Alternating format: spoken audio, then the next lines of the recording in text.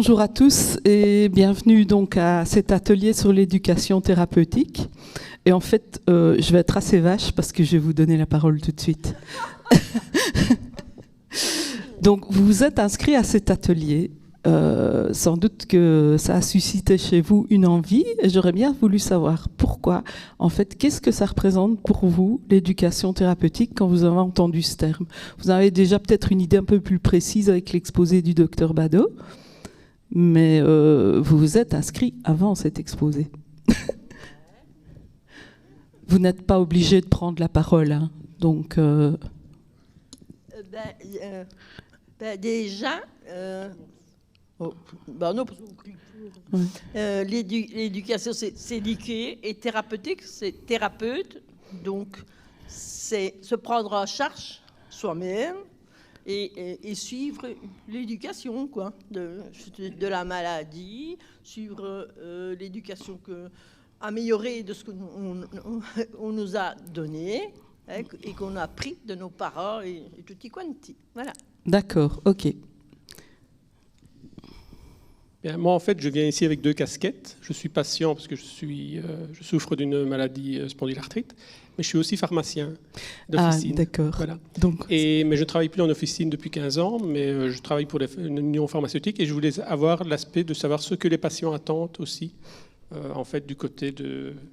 Parce qu'on parle beaucoup de multidisciplinarité, de l'empowerment du patient. J'ai participé à différents colloques et donc voilà, c'était... ma façon de me dire, maintenant je vais me mettre de l'autre côté du miroir, reprendre ma casquette de patient et voir en fait ce que les patients attendent du monde médical aussi. D'accord, merci beaucoup, c'est très intéressant. Voilà, moi c'est la première fois que je viens ici. Bienvenue. C'est ma fille qui m'a encouragée de venir parce que moi je souffre de polyarthrite rhumatoïde, ça fait 20 ans. Et je voulais voir ce que ça va me donner. Parce qu'après 20 ans de médicaments, j'ai dit je vais peut-être avoir quelque chose de nouveau sur moi qui va m'aider à continuer à accepter ma maladie. La maladie, oui. Tout à fait. Donc moi c'est Nicole. J'accompagne maman qui souffre de polyarthrite rhumatoïde et je me suis inscrite à cet atelier parce que j'ai été conquise quand j'ai lu apprendre à la famille et aux patients à gérer la maladie. Donc je pense qu'on est ici pour trouver tous les outils possibles et imaginables, d'autant plus que là on vit un peu une petite crise en ce moment, donc c'est pour ça qu'on s'est inscrit à cet atelier. D'accord, ok. Chris? Je n'ai pas beaucoup à dire, je suis Chris, aussi de Remanet, le président, et je viens écouter un peu. D'accord, voilà. Donc, nous, on a désiré mettre un atelier avec ce titre parce que très souvent, les gens, ils se font une idée de l'éducation, justement, comme vous le disiez. Et dans notre présentation, l'éducation, c'est un professeur qui passe un message à un élève. C'est la représentation vraiment traditionnelle. Or, l'éducation, ça va beaucoup plus loin que ça. En fait, quand on parle d'éduquer, on veut guider, oui, les gens, mais on veut surtout qu'ils progressent soit dans leur connaissance, soit dans leur compétences. Et au niveau de l'éducation thérapeutique, c'est essentiellement de ça qu'on va vous parler, de compétences. Donc ici, moi, je ne suis pas là pour vous faire un atelier d'éducation thérapeutique. Je suis là pour essayer de vous expliquer ce que c'est, pour éventuellement vous donner envie d'en suivre un. Et malheureusement, en Belgique, le problème, c'est de trouver des ateliers qui sont vraiment dédiés à la rhumatologie. Mais vous avez vu, dans le service du professeur Bado, c'est quand même une réalité. Et il faut se dire aussi que vous avez peut-être aussi d'autres maladies et que pour ces autres maladies-là, il y a déjà des ateliers qui sont en place. Alors, l'éducation thérapeutique du patient, je vais dire, c'est un petit peu deux choses. Il y a l'éducation informelle, donc qui se déroule sans avoir cette étiquette qu'on appelle ETP. Et ça, c'est tout ce qui se passe en fait quand vous allez voir votre médecin. Quand vous allez voir, si vous avez la chance de pouvoir interagir avec une infirmière en rhumatologie, mais aussi quand vous allez voir votre kiné, quand vous allez voir votre ergothérapeute, si vous allez en voir un, quand vous allez voir votre pharmacien. Ça, je suis très content que monsieur soit parmi nous parce que à l'heure actuelle, le pharmacien, il prend aussi une place centrale vraiment dans cette ETP informelle. Et donc notre message aujourd'hui, c'était vraiment, comme vous l'avez entendu, de vous encourager à poser des questions, vraiment toutes les questions qui vous posent problème dans votre vie. Et ça peut être quelque chose, par exemple, comme « moi, j'ai peur de me faire une injection ». Ou moi, j'ai mal quand je me fais ce médicament-là. Je viens de changer de médicament et celui que je faisais avant, je faisais l'injection, j'avais pas mal. Celui-ci, j'ai mal. Et toutes ces petites questions-là, il faut les poser parce que c'est ça, justement, votre éducation thérapeutique au quotidien, par exemple, pour le traitement de la maladie. Alors ça peut concerner, mais vraiment des tas de choses. Ça peut aussi concerner le fait de comment est-ce que je parle de ma maladie à mon entourage. Comment est-ce que je peux faire comprendre à mon entourage ce que je vis et qu'à tel moment j'ai besoin de repos, etc. Donc vraiment, c'est vous encourager avec tous vos professionnels individuellement à poser des questions. Est-ce que vous avez des exemples dans votre vie de patient où il y a des questions que vous auriez voulu poser, que vous n'avez pas pu poser, ou des questions que vous avez posées pour lesquelles vous avez trouvé une solution? Moi, j'aimerais bien... Attends, on va passer le micro. Moi, j'aimerais bien partager quelque chose. C'est que, quelque part, on n'ose pas demander, premièrement, et alors, on est victime de la vie. Donc, voilà, à quoi bon, quoi, hein? Je prends des médicaments, il y a des effets secondaires, on prend un autre médicament, et finalement, les personnes, elles sont toutes perdues, et elles n'osent pas dire non, par exemple, à ce médecin-là. Enfin, voilà, c'est ce que je ressens, et c'est ce que, avec certaines personnes que j'ai déjà rencontrées. Donc, pour moi, l'essentiel, c'est comme empowerment, là. Hein? C'est justement, c'est poser des questions. Et une dame qui disait d'écrire, eh ben, c'est ce que je fais aussi. Quand je vais chez le médecin, j'ai écrit. Mais seulement si vous avez des jeunes médecins, c'est pas ça du tout, hein, les jeunes médecins. Une fois, par exemple, j'avais la paupière qui était gonflée aussi. Hein, et alors, ça a duré un jour, et puis... C'est normal, hein, quand on vient vieux. Vous vous rendez compte? Et le médecin, elle a 29 ans, vous, madame. Non, mais les médecins généralistes, ils devraient apprendre un peu de psychologie, hein, pour aborder le patient aussi, hein, non? Dans ce cas-là, on peut peut-être ouvrir le dialogue en disant qu'on a vécu ça comme une remarque blessante, par exemple. Hein. Oui, c'est tout à fait possible, maintenant, sans directement monter sur ses grands chevaux. Hein. Oui, mais automatiquement, je dis de la part d'un médecin généraliste qui a fait quand même, je ne sais pas combien d'études, je m'en fous, mais ils doivent avoir quand même un minimum de psychologie pour aborder un symptôme que le client, c'est grâce aux patients qui sont là, autrement on n'aurait pas besoin d'eux, hein, madame. Oui, mais c'est clair, le dialogue entre le soignant et le soigné, c'est vraiment très important. Et avant, maintenant, il a pris une société, il a pour prendre les rendez-vous. Avant, eh ben, c'était, il était en train de consulter le téléphone ou le GSM, il cessait et il allait répondre. Allez, quoi? C'est quoi ça? Ah. Et puis alors, je trouve une dernière chose, c'est qu'on prend le patient. Vous avez mal au dos, au-dessus? Vous avez mal dans le bain? On ne prend pas dans sa globalité ce que l'homéopathie fait. Voilà, excusez-moi, mais c'est comme ça. Voilà, s'il vous plaît, merci. C'est un point de vue. Vous vouliez partager quelque chose? Non, poser une question. Allez-y. C'est une question bête, hein, mais non, il n'y a pas de bête question. Parce que ça met trop dans la tête. Est-ce que quand on prend le médicament de la polyarthrite, si on a, par exemple, l'arthrose, quelque chose comme ça, d'autres, est-ce que quand on prend le médicament de la polyarthrite, est-ce qu'on ne sent pas la douleur? Ah, alors ça, c'est une question vraiment typiquement, par exemple, à laquelle moi, je ne vais pas pouvoir vous répondre, ou ni même monsieur qui est pharmacien, il ne va pas pouvoir vous répondre, parce que ça concerne vraiment votre traitement à vous, spécifique, et c'est votre médecin qui vous connaît, qui connaît votre maladie et qui peut vous répondre. Mais je pense que c'est vraiment une question qu'il faut oser lui poser, ça. Hein. C'est important, c'est quelque chose d'important pour vous. Ça, c'est de l'empowerment, d'oser poser une question comme celle-là. Oui, parce que...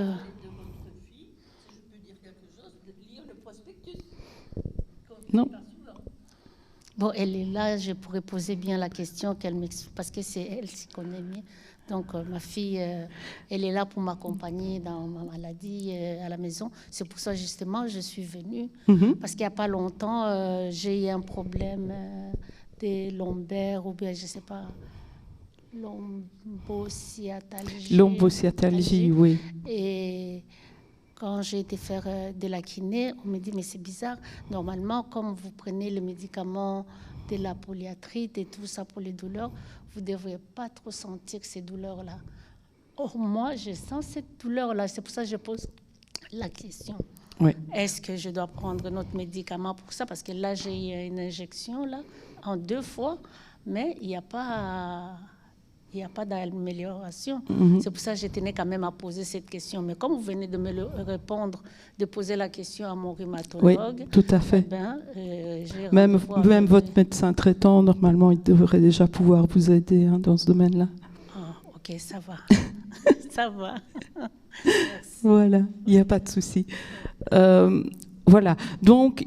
On a parlé ici un peu de ce qu'on appelait l'éducation thérapeutique informelle. Donc ça, c'est tout ce qui se passe dans vos consultations, auprès de vos intervenants de santé que vous rencontrez dans la vie de tous les jours, et vous avez déjà des tas de personnes à solliciter pour poser vos questions. Et si vous posez, n'ayez pas peur de poser vos questions, parce que si vous ne les posez pas à la bonne personne, normalement, on va vous réorienter vers la personne à qui vous devez poser la question. Hein, par exemple, si vous posez une question sur votre traitement à votre kinésithérapeute, il va vous renvoyer vers votre médecin. C'est un peu normal. Donc, il ne faut pas hésiter. Hein. Eux, c'est leur domaine. Ils sont habitués. Ils savent bien qui prend en charge quoi. Et c'est à eux de vous orienter, par exemple, pour toutes ces choses-là. Ça va? Alors, à côté de ça, il y a... Et je vais vous expliquer pourquoi c'est moi qui prends la parole pour cet atelier-ci. Il y a vraiment un outil qu'on appelle l'éducation thérapeutique du patient. Et c'est un outil qui a été développé pour les soignants, donc pour permettre à leurs patients d'évoluer, de s'éduquer autrement qu'au travers des consultations et des rencontres régulières. Alors, c'est pas tous les patients qui ont besoin de cet outil-là, mais moi je trouve que tous les patients ils peuvent y trouver un bénéfice là-dedans. Et pour ça, ils sont formés, donc ils suivent des formations, donc après leur formation de médecin, de kiné, etc. Et quand ils ont suivi ces formations-là, ils peuvent donc animer ces ateliers et aider les personnes. Et il faut savoir que les patients aussi peuvent suivre cette formation.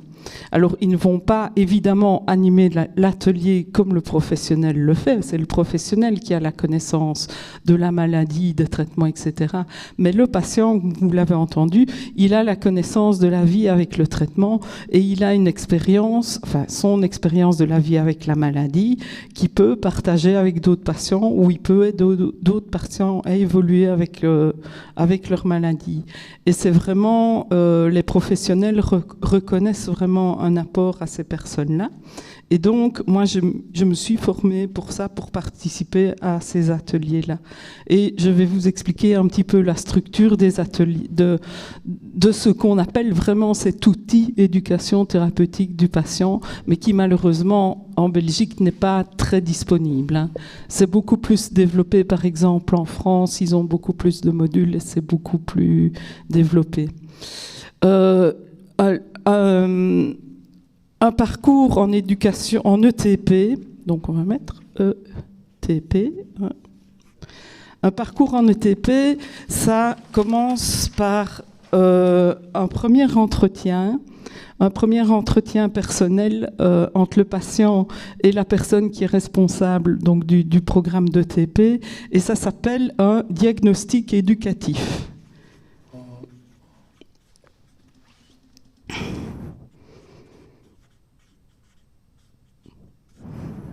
C'est un peu encore un mot savant, mais en fait, c'est un moment vraiment très très important. Et si vous avez la chance d'intégrer un programme d'ETP, il faut vraiment, j'ai envie de dire, vous donner à fond dans ce moment-là, parce que c'est une discussion avec la personne, vraiment sur tous les aspects de votre vie avec la maladie qui a une importance. C'est pas seulement mon médicament ne me convient pas, ça intervient. Vous pouvez parler aussi de pour moi c'est difficile de me faire une piqûre. Pour moi c'est mieux d'avoir s'il y avait moyen d'avoir un traitement par exemple plus effacé avec mon travail, ce serait plus facile. J'invente, hein, là. Vous avez sûrement plus d'exemples que moi. Pour moi, ce qui me pose beaucoup de problèmes, peut-être, c'est de monter les escaliers et qu'est-ce que je peux faire pour améliorer ça. Pour moi, le problème, c'est dans mon travail, je n'arrive pas à expliquer ma maladie et que j'aurais besoin de pause, etc. Et donc, vous pouvez vraiment expliquer tous ces aspects-là à la personne que vous rencontrez. Parce que pour elle, c'est important de se rendre compte un peu où vous en êtes avec la maladie, vers quoi elle peut vous orienter pour aller mieux justement avec votre maladie. Peut-être qu'on n'a pas pensé de vous envoyer chez un professionnel qui existe et qui ne vous a pas encore pris en charge, et de vous adresser aux ateliers qui sont les plus adaptés pour votre maladie à ce moment-là. Donc c'est vraiment quelque chose de très très important. Alors il y a une chose que vous allez remarquer, en fait le soignant normalement avec lequel vous allez interagir, ça va pas être un soignant en blouse blanche. Il va être habillé comme vous et moi. Et ça va être une discussion beaucoup plus familière. Pourquoi ? Parce qu'au cours de cette formation qu'on leur donne, on ne leur réapprend pas comment soigner une maladie, ça, ils savent le faire. On ne leur réapprend pas quels médicaments il faut donner, ça, ils les connaissent. Ce qu'on leur apprend, c'est à interagir un petit peu différemment avec nous, les patients. Et à nous mettre dans une position qui nous permet de nous éduquer. Et de nous éduquer autrement que par « je suis là, je te donne mon savoir ». Au contraire, en général, ça va se dérouler dans des petits groupes 8-10 personnes maximum. Non, malheureusement, ça ne se fait pas partout. Apparemment, chez le professeur Badeau, il y en a. Hein? Ah oui, oui. Oui, mais maintenant, ce que je vous explique, c'est vrai pour d'autres pathologies aussi. Hein. C'est pas que pour la rhumatologie. Et donc, ce sont des groupes comme ça de 8-10 personnes, et on va se baser sur quoi ? On va aussi beaucoup se baser sur ce que vous connaissez déjà, parce qu'en fait, vous connaissez déjà beaucoup de choses, et vous avez des choses à apporter. Comme par exemple, vous m'avez fait part là tantôt, vous, du fait que les médecines parallèles, c'était quelque chose qui vous aidait. Ce sont des petites choses qu'on peut discuter. Par l'alimentation, et peut-être bien qu'il y a des choses à dire là-dessus aussi. On va peut-être parler aussi de types d'exercices et comment les faire. Parce qu'on nous demande, on sait bien que pour nos pathologies, on doit faire de l'exercice. C'est pas évident, hein, c'est pas évident. Hein. Et donc, parfois, en discutant entre soi, on se trouve des petits trucs pour mieux se prendre en charge. Quoi comme truc, une activité à laquelle physique à laquelle on n'a pas pensé, que peut-être le yoga ou le tai chi c'était plus adapté, que moi j'ai essayé ça, moi j'ai trouvé que ça me soulageait. Tiens, le fait de prendre une montre connectée, il y en a peut-être un qui va dire ça, moi ça m'aide à me rendre compte qu'en fait oui, je devrais ne fût-ce que me lever et faire quelques pas et puis ça va m'aider. Oui, voilà. Hein, oui. Ces ateliers-là, voilà. C'est tout ce qu'on partage comme ça entre nous en format concentré. Je trouve que c'est bien. Oui. Et à côté de ça, il y a évidemment quand même toujours une information scientifique de base sur les choses que vous devez apprendre. Par exemple, on va vous expliquer, parce que peut-être que le médecin ne vous l'a pas dit, ou peut-être que pourquoi on doit solliciter une articulation doucement, parce qu'il se passe ci ou ça dans l'articulation. Et à contrario, pourquoi ça ne doit pas être violent? Et quand se respecter, et quand on comprend mieux les choses, eh ben voilà, on peut mieux les prendre en charge. Moi, par exemple, avec les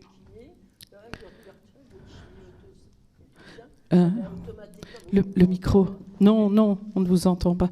Moi, par exemple, avec le kiné, c'est un kiné qui travaille manuellement, donc il n'y a pas des engins, il n'y a rien du tout. J'avais été là pour mon épaule, j'avais été chez le médecin traiteur qui me faisait, là, je ne sais pas quoi, là, piquer, là, et puis infrarouge, là, je ne sais pas comment on appelle ça. Enfin, soit, finalement, ça me faisait rien.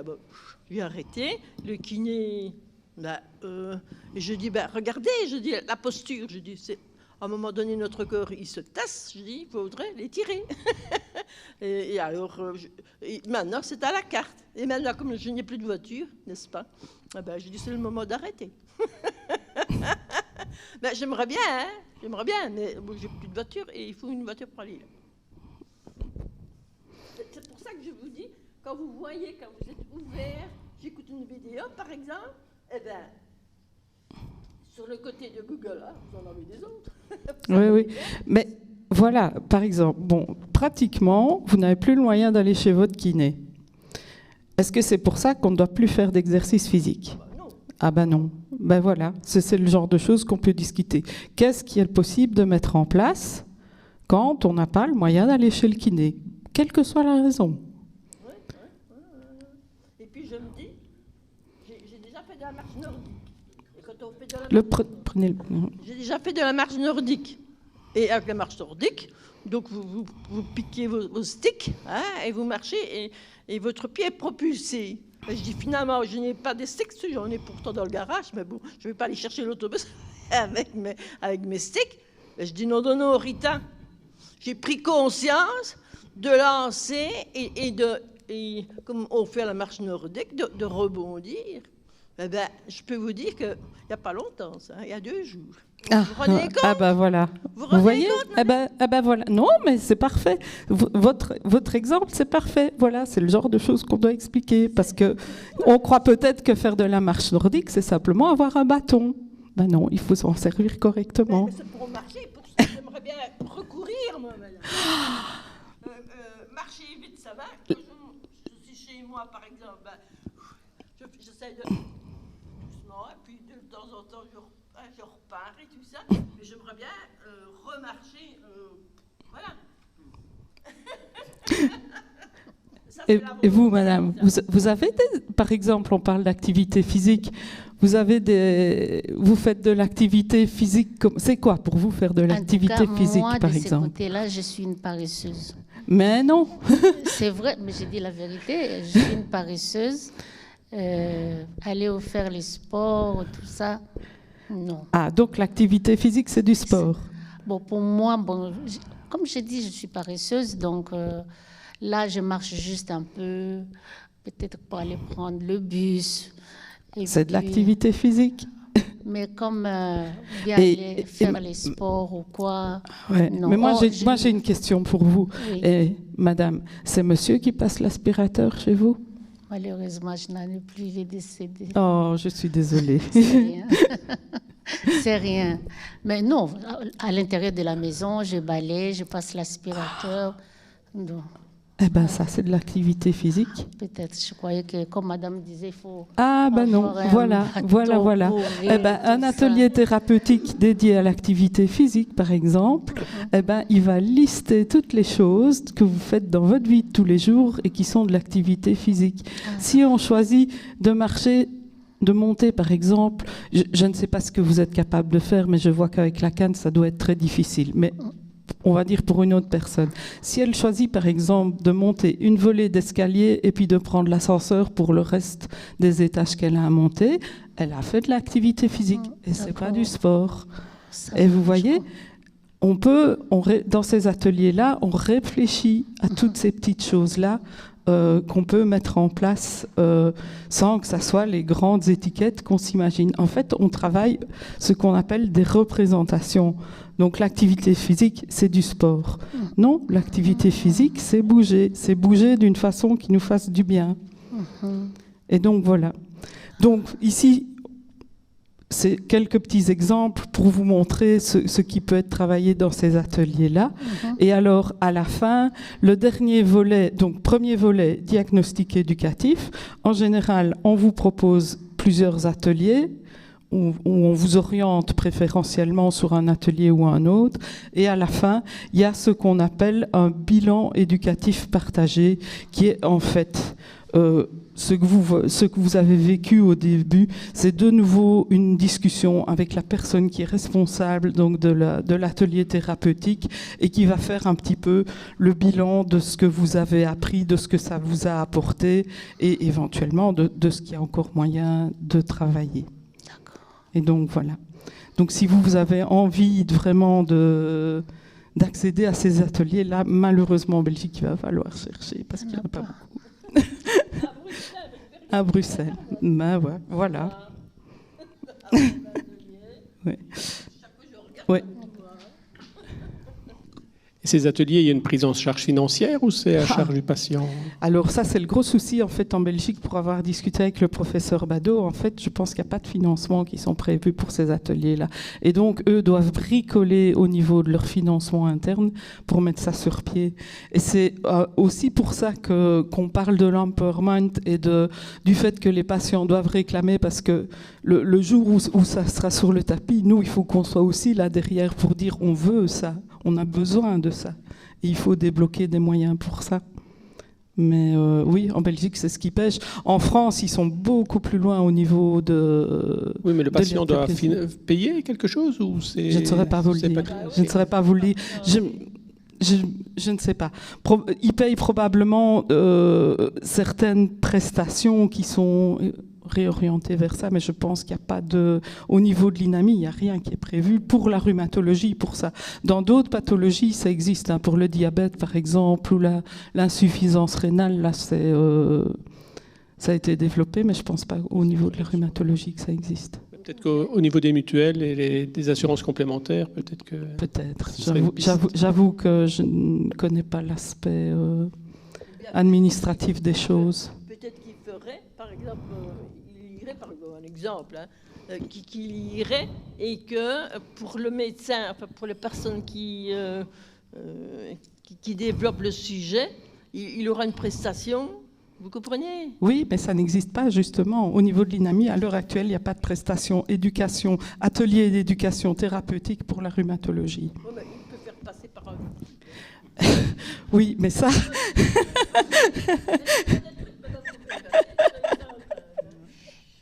C'est pas le sujet. Qu'est-ce qui explique que déjà il n'y ait pas une offre importante de ces ateliers thérapeutiques ici en Belgique? Est-ce qu'il n'y a pas de demande? Est-ce que c'est juste que c'est pas connu? Je pense que ça commence seulement à être connu et reconnu, l'intérêt de ces ateliers, et que malheureusement pour la rhumatologie, il n'y a pas de prestations INAMI qui correspondent à ça. Il faudrait commencer par ça, qu'il y ait une reconnaissance de l'utilité des ateliers d'éducation thérapeutique formelle en rhumatologie.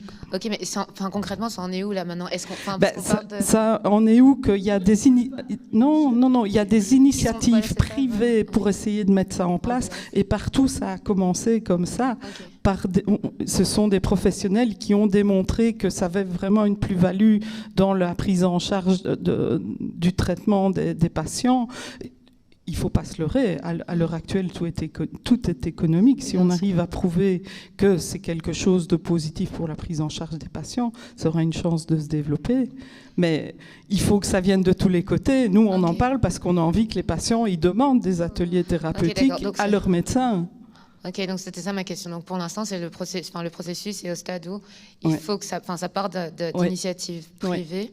Pour que cette nécessité soit prouvée, pour que ça soit mis en place. Oui, voilà. Okay. Et donc actuellement, ils sont donnés, ces ateliers sont donnés parce que vous aviez dit.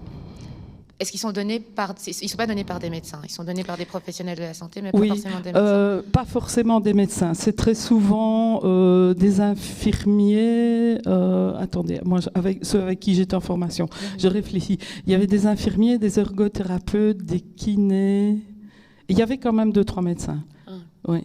Oui. Mais généralement, le médecin, il va être impliqué là-dedans dans un rôle plus administratif, c'est-à-dire que pour pouvoir, si on veut faire ça officiellement, le faire financer, etc., il y a des dossiers à remplir, etc. Et le médecin, il va être plus impliqué à ce niveau-là. Et vraiment, dans le contact avec le patient, c'est très souvent des infirmiers ou des kinés.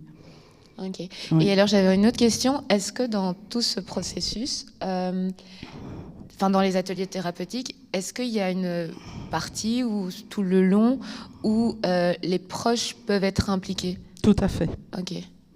Tout à fait. Mais maintenant, comme à l'heure actuelle, les places sont limitées, c'est en général le médecin qui va décider si vous avez le droit d'intégrer l'atelier ou pas. Mais la participation d'aidants proches, oui, elle est nécessaire.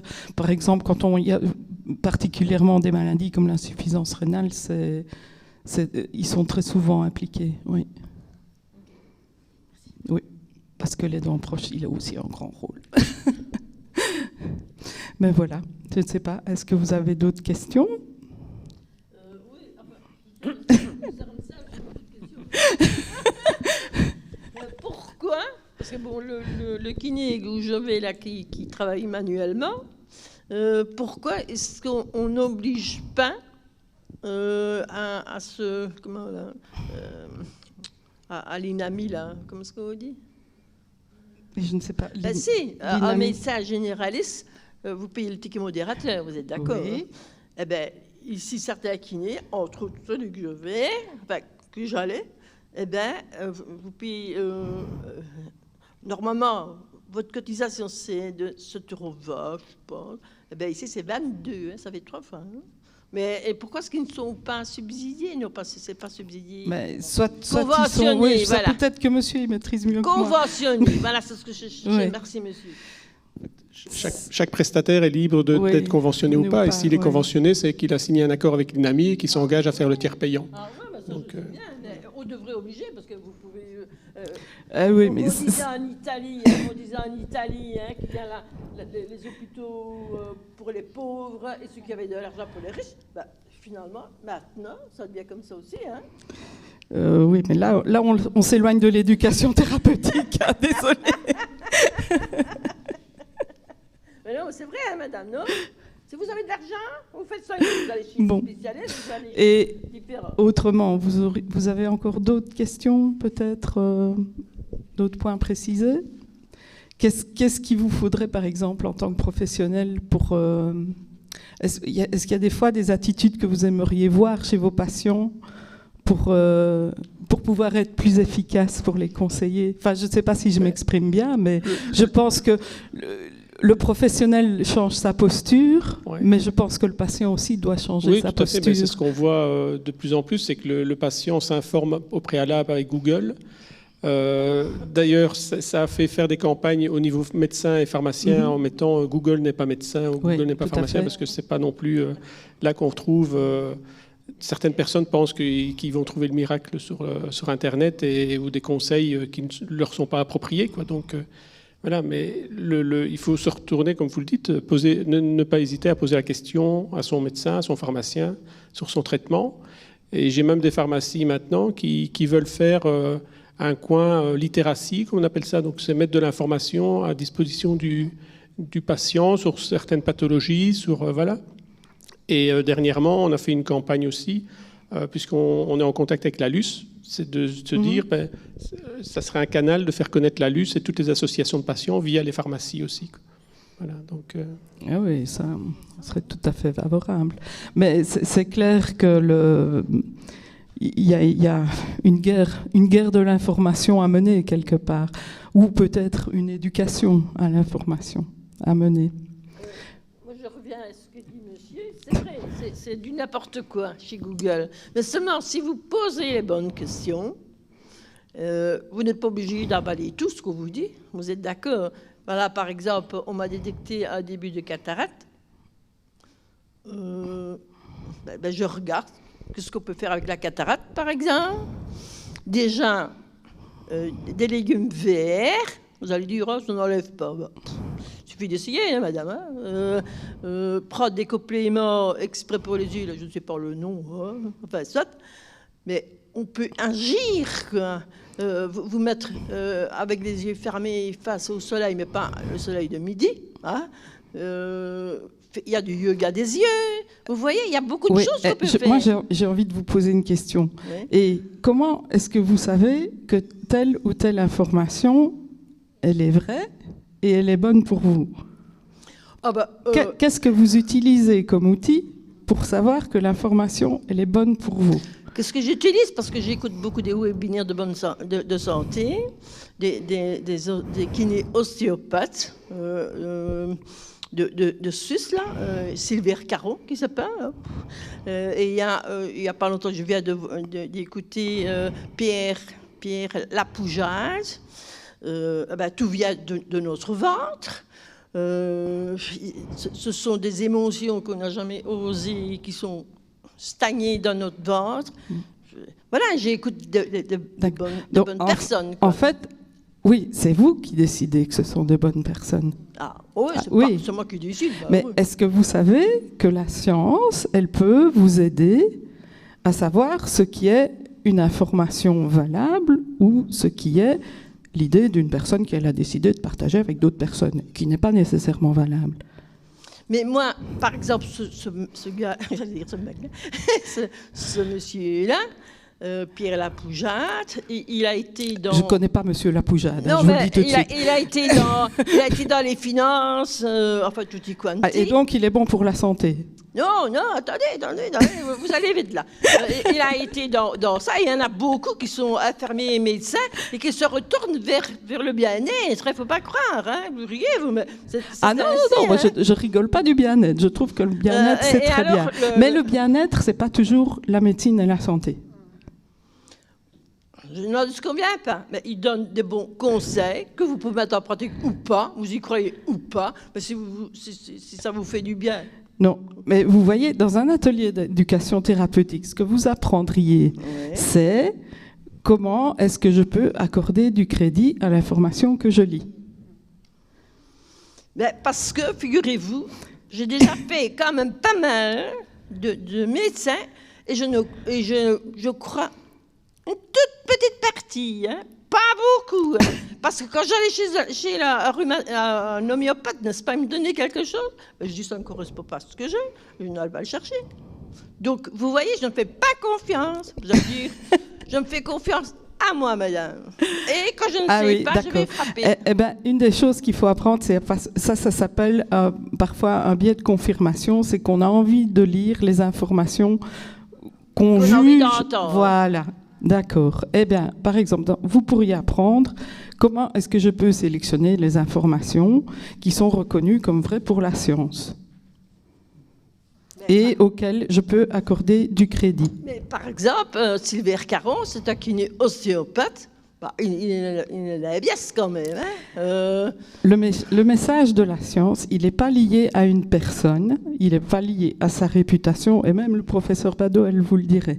Le message de la science, il est juste et reconnu parce qu'il a été validé par un ensemble de personnes, ça s'appelle un consensus scientifique, et les personnes qui suivent ça, elles se tracassent pas vraiment de savoir que c'est Pierre-Paul ou Jacques qui a dit que ça c'était vrai. Vous comprenez?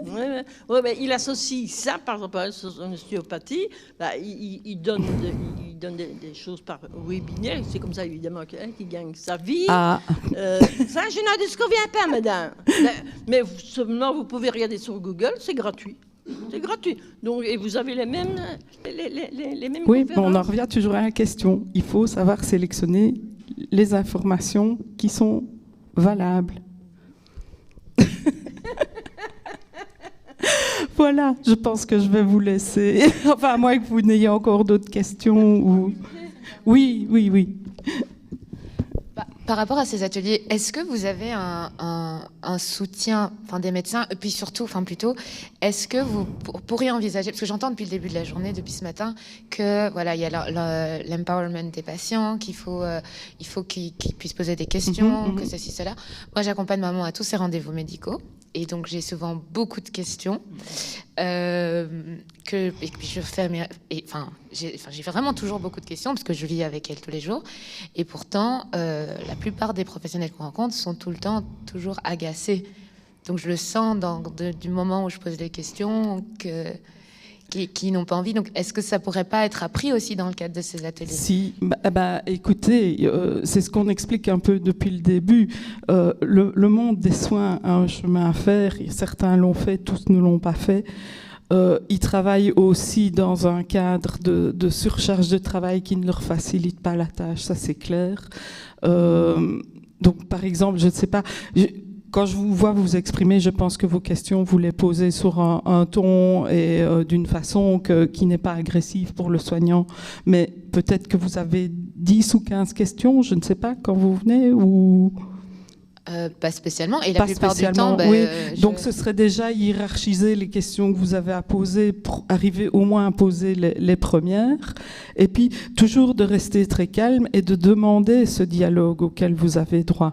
Maintenant, dites-vous que la personne qui est en face de vous, c'est un être humain aussi et que peut-être il a des ennuis, peut-être qu'il y a des trucs qui vont pas dans sa vie et peut-être que c'est pas le bon jour. Et n'hésitez pas pour lui dire, quand vous voyez que vos questions sont mal reçues, de lui demander gentiment pourquoi.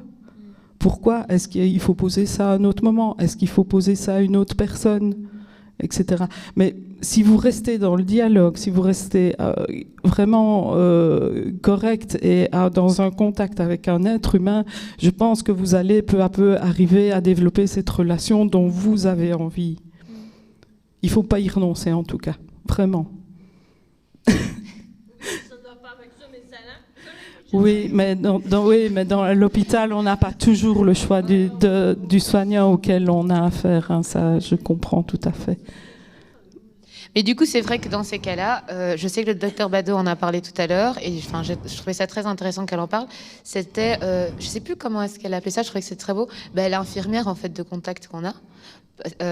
Oui, l'infirmière, enfin l'infirmière en rhumatologie. Oui. Oui. Et du coup, franchement, c'est vrai que c'est génial parce qu'elle est hyper réactive. Et du coup, quand je n'ai pas... Enfin, je suis assez frustrée quand je vois, par exemple, le médecin. Mais ce qui est chouette, c'est que du coup, il y a toujours cet entre-deux avec l'infirmière alors, qui reprend vraiment, le il faut pas hésiter à vous tourner vers cette personne-là. Parce que, justement, s'ils ont mis cette personne-là en place dans le service, c'est que le médecin... Enfin, Chris, je pense que c'est le même vécu par chez vous. Le médecin, il a son agenda, tac, tac, tac, tac, tac. Et malheureusement, je pense que lui, le médecin, il aimerait autant vous consacrer plus de temps.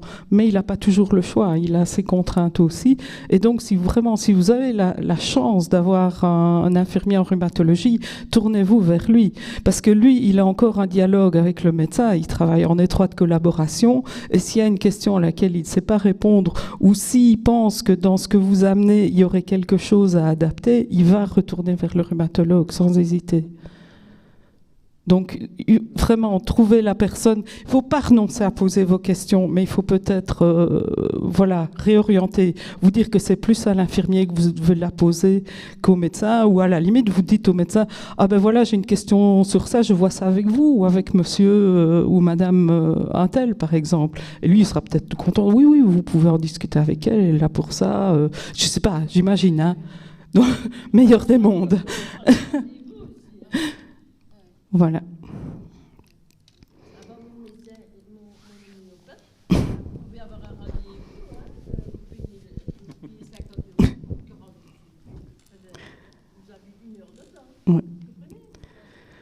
Oui, mais c'est pas ce n'est pas le même service, on va dire. Donc, voilà. Oui. Si ça vous fait du bien, il faut le faire. Ah, pas de chance. Je vous remercie en tout cas pour votre participation. Et voilà, je vous propose de prendre une petite tasse de café en attendant l'atelier suivant.